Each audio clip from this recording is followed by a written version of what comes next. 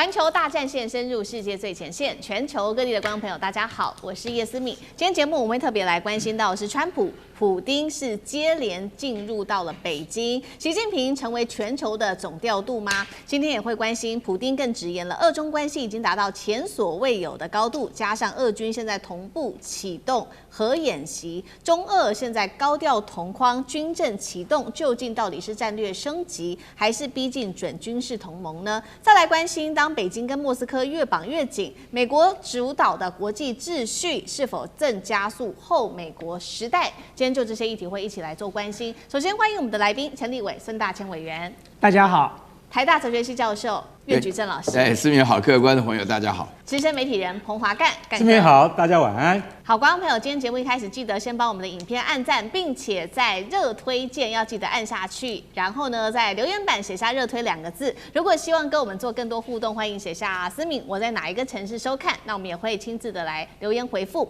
今天节目会来关心到的是，记得吗？这个川普人才刚走哦。结果呢？俄罗斯总统普丁19日晚间，也就是昨天的晚间11点多深夜，是立刻搭了专机降落在北京，展开了为期2天的国事访问。这一次接机的是中国外长王毅。那么今天的最新进度是，中国国家主席习近平在20号这一天已经亲自的高规格的接待了普丁，地点就是在北京人民大会堂跟普丁会谈。那么习近平这一次最新发言，他形容中俄是以乱云飞渡人从容的勇气捍卫国际公道正义，未来将会以更高质量的全面战略协作来帮助双方的发展，这个是他最新的谈话。那么普丁呢，这一次可以看到的是，他接受了非常高规格的接待，排场被说几乎等于上一回习川会的等级。BBC 也特别点破说，普丁啊，这一次到访其实真正的目的就是希望站在习近平旁边，让国际能看到，也赶快让国际知道说，我跟习近平是有能力来同框的。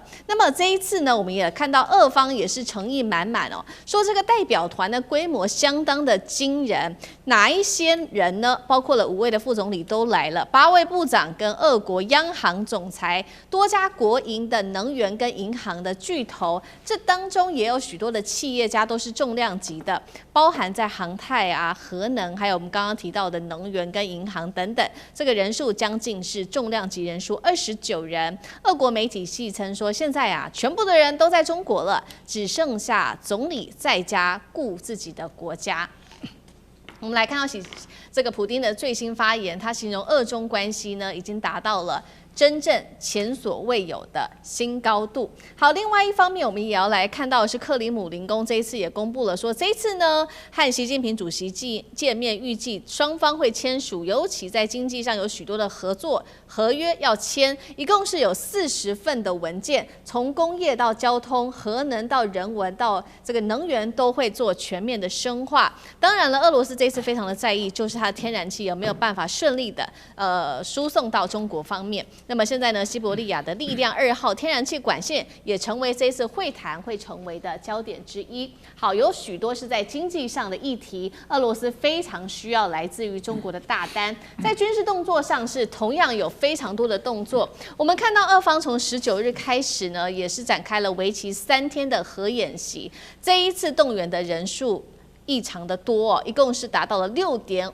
万名的兵力。7800件的武器全部出动，还有超过200套的飞弹发射的系统，那也涵盖了军机、军舰、潜舰、核潜舰，还有呢，这个是来自于俄国国防部强调的，演习期间将会来实际的试射弹道飞弹跟他们的巡弋飞弹。另外一方面，针对于俄乌战事接下来的发展，我们也要来看到路透社最新爆料，他说呢，其实呢，从去年底开始，中国武装部队已经在境内呢秘密训练大约200名的俄军，现在这一些被训练好的俄军已经返回到了乌克兰的战场上面。那么另外一头看到了这个中俄之间的关系，美国另外一头是在示威吗？美国将会在20号来试射他们的民兵3型洲际导弹。美国也强调了这一些动作跟现在当今的国际局势没有任何的关系，这是美国的说法。所以今天节目一开始，先来关心到的是普丁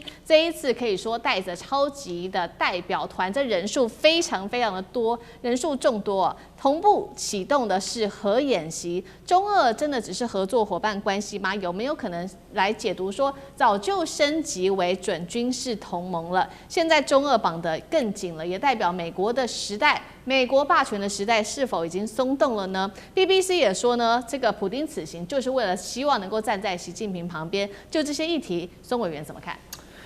是我想。中国大陆跟俄罗斯之间，在过去这段期间，的确是属于背靠背的关系哦。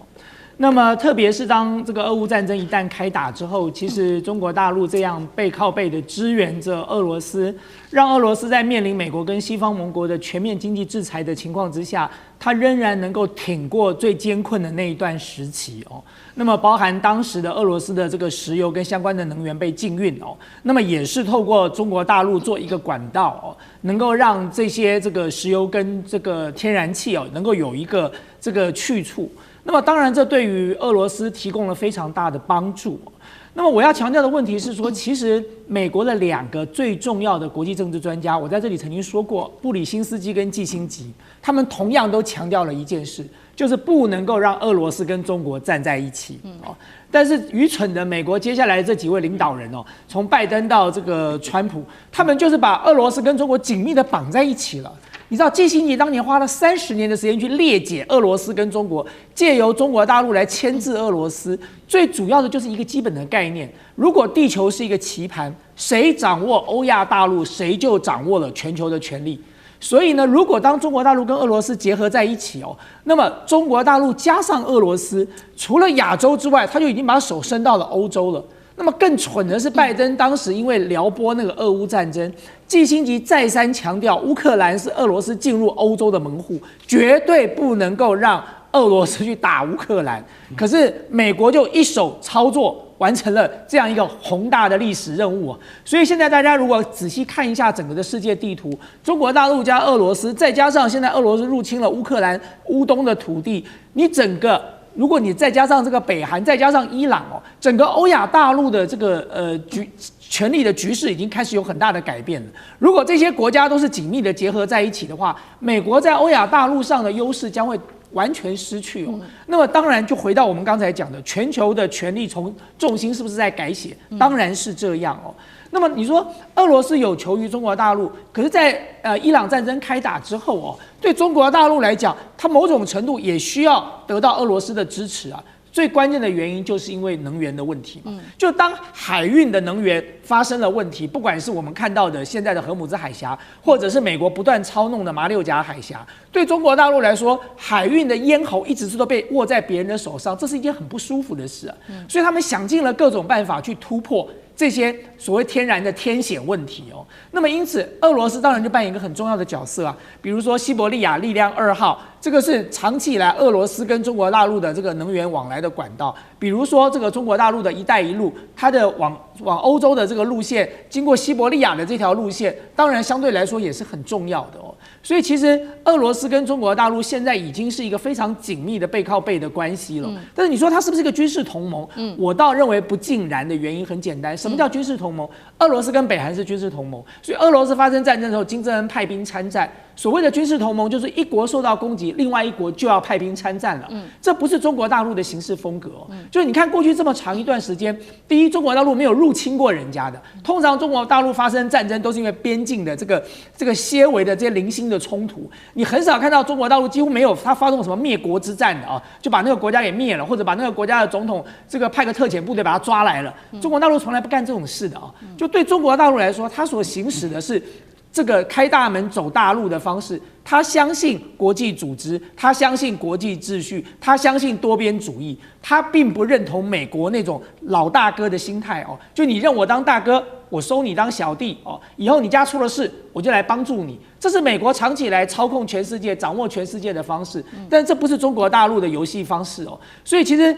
中国大陆跟美国现在在全球哦，之所以这个角色上会有这么大的一个转变，我觉得最主要的原因是因为中国大陆长期以来一贯的奉行这样的路线。有些事情哦，你做1次2次，人家可能不见得会相信。可是如果这几十年来你一直都是用这样的态度来行事的话，其实你就变成了一个是可靠的、可以预测的盟友哦。那么我觉得中国大陆现在就正试图扮演一个稳定全球安定的力量。好，那也同样也是因为这几年美国不断的这个用各种的手法掌控全世界，有助于中国大陆跟俄罗斯现在彼此的关系更为紧密了。我们一方面也看到说，来自于路透社的爆料说，中国被曝有秘密训练俄军。那一方面，俄罗斯现在前线正在消耗着，恐怕下一步就是北约。这一场我们可不可以视为是中俄联手抗美的这种国际的局势军事联动已经形成？那苑老师怎么解读？我觉得这个消息，路透社这个消息绝对是有问题的。因为这个大陆驻在这个联合国的这个副代表耿爽就说过一句话，就大家都很怀疑啊，我有时候我也怀疑，就是说这个俄罗斯呢跟乌克兰之间的战争的话呢，大陆有可能会帮助军事上的干预，军事上的帮助，那会帮助肯定是要帮助俄罗斯的，因为他们关系好但是耿爽说的话就是说，早就没有这个问题，如果有大陆出手帮助的话，还会打成这个样子吗？4年多了，大家要了解，从这个2022年的2月24号开始到现在的话，那么这个也就说明一个非常重要的观念，就是大陆对外的原则上，就是它不侵略，然后不结盟，然后不以某一个国家作为潜在的敌对的国家，这是它的一个基本立场。即使有的情况下，就是说这边路特讲的说代训的话呢，就我个人所了解这个对俄罗斯来讲，要求中国来代训他们的部队人数不多嘛，就是这个消息本身来讲，大概还是需要我们进一步的吸收。为什么呢？叫俄罗斯拉下脸来，他的部队由中国代训。这个真是不可想象的事情，你知道俄罗斯本身来讲，它没有办法生产什么拉布布小玩具但是它生产的都是飞弹、导弹、大飞机那你现在要中国来代训的话呢，这个对他来讲，这个消息如果是真的话呢，俄罗斯会烂成什么样子可能性不大。但是我觉得比较有趣的一个现象就是说，俄罗斯这一次普丁来到这个大陆做访问的时候，虽然是第25次来，但是他们同时他也要做出非常大的演习，这个演习动员超过6万人，一个核演习。那么我个人会觉得说，与其说中国在军事上帮助俄罗斯，俄罗斯在军事上反过来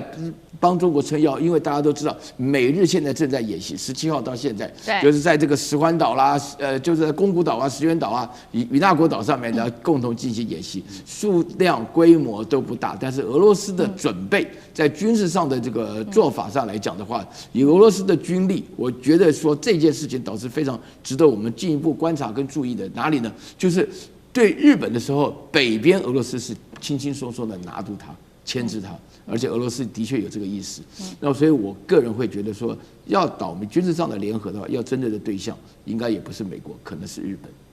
好，那另外一方面，我们还要同样关心有关于俄罗斯的议题，也就是俄罗斯现在最在意的，现在仍然在进行中的俄乌战场。俄罗斯其实原本是觉得说很快可以拿下乌克兰，结果如苑老师帮我们看到，这场俄乌战争打到现在已经超过4年多的时间，看起来其实也不是这么的顺利。而且最近呢，我们可以看到乌克兰正在大力的反攻，使用它的无人机其实对于俄罗斯来说，也造成了一定程度相当高的一个压力。这时候普丁访中有没有一个意味是求习近平来帮忙在这场俄乌战争上面？有没有可能俄乌战争有机会很快落幕？干哥又怎么看？对国际媒体 BBC 他就讲了，为什么这个时候那个川普的后脚才刚走现在普丁就急着去为什么？因为普丁现在急着要站在习近平的旁边，告诉你说我也很重要，所以我因为在国际上很重要，所以我去见了国际上最重要的人物，他叫做习近平。他必须要在这个时候让自己跟习近平同框。这2个人其实见面好多次了，加上这一次的话，恐怕已经快40次了。那为什么这次那么急呢？因为这一次他真的非常需要中国的帮忙。大家知道，已经打了4年的战争了，跟乌克兰之间的战争一直没办法解决，现在又多了一个伊朗的问题。对，今天坦白讲一句，这些都不会牵动俄罗斯吗？一定会。为什么？大家想过吗？俄罗斯现在主要的无人机是伊朗提供的，伊朗要是倒了垮了，对俄罗斯有什么好处嘞？那但是伊朗又要靠谁呢？靠中国。所以说，普丁为什么要去？这里面有很多贸易、经济以及军事等等的那些因素掺杂在一起。大家还记得吗？那个就在那个14号跟15号的川习会的时候，习近平在准备要送川普回去的时候讲了一句话，那句话非常的尖锐，可是川普吞下去了。他说：“我觉得你们的国家正在衰落当中。结果川普竟然没有反对，他回来怎么自我解嘲的？他说：“对，我可以告诉你，真的我们国家在衰落。可是那个是拜登执政的时候的事情，现在我回来了，美国不会再衰落了。天哪！我觉得这不应该是这个国际媒体这个就是说等于是自己编出来的故事吧，应该是真实的吧。所以你看，川普是能屈能伸，被人家将了一军，他还能够这样回复，代表什么？代表真的是有这么一段对话。什么意思呢？就是说，美国现在正在衰落当中，所以现在普丁到底需要谁？当然是习近平的支援跟帮助。所以刚刚那个苑老师说，不太可能由中国来代训俄罗斯的部队，只有200人。其实那个不叫代训啊，路透其实他解读错误，那什么，那是无人机部队的什么？有可能。那是无人机的那个技术的交流，那个不叫代训啊，怎么训呢？俄罗斯自己本身的无人机部队才是真的在打实战的嘛，对不对？所以那是一个交流而已啦。但你要把它讲成代训，好像他们有什么不得了的军事同盟，其实没有。中国从来不会跟就是说像这样子的这样的大国进行什么？进行正式的那种大规模的军事同盟的这种协议。为什么？因为对他们的国家利益是这个不对称的。好，那所以说，普丁最近他19日开始啊，要这个65000人在哪里举行核演习呢？在哪里？在白俄罗斯境内，而且那个地点非常靠近那个乌克兰的边界。干嘛？演给你看的。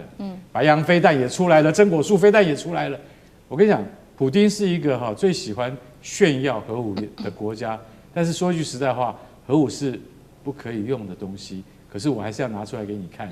意思就是说，我无人机打不过你，我就拿核武来吓吓你。所以我是觉得他在这一段时间里面，他去访问中国，然后在边境展开核武演习，这也是普丁的一种什么外交策略跟手段。我们看一看，会觉得很热闹，不过要了解其中的意涵。好，谢谢干哥。那我们休息一下，马上回来。地缘政治、美中之争、战略价值、强权崛起、小国生存，现在与未来洞悉事件走向，掌握世界脉动，全球观点尽在环球大